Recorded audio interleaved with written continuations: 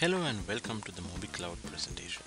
In this demonstration, what I'm going to do is to show you how to create a Helloworld application using the MobiCloud web UI.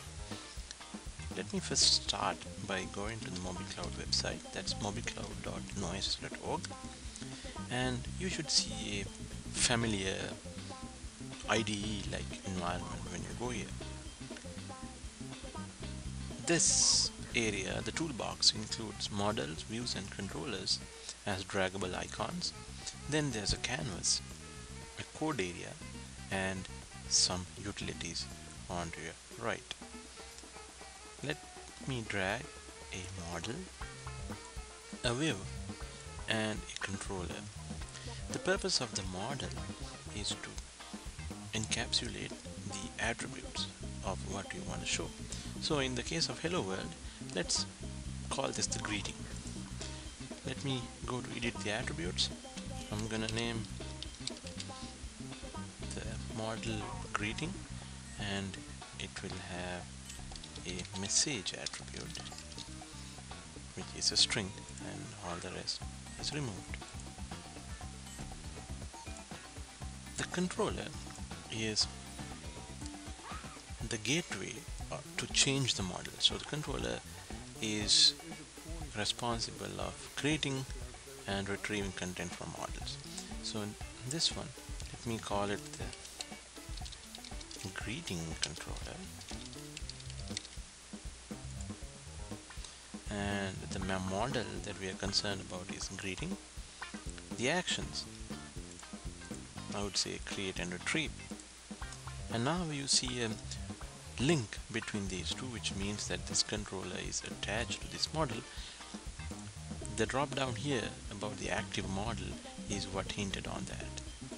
So the last component is the view, which handles the visual representation, or how does this look like on the phone or on the browser. For the view, again I'm adding the active controller, the name of the view, so let me call it the create view, and this is controlled by the action here. So you see the view is now connected to both the model and the controller, indicating that this view is referencing a action from this controller and is part of this model. We need another view to show this greeting. Let me call it show greeting, and the action that we are interested in is retrieve. Do that, and we are almost done with this. So you see the code has been generated. Let me add the last bit of data. We need an ID, and this is probably the only mandatory piece of metadata we need. I say OK, and we are all good to go.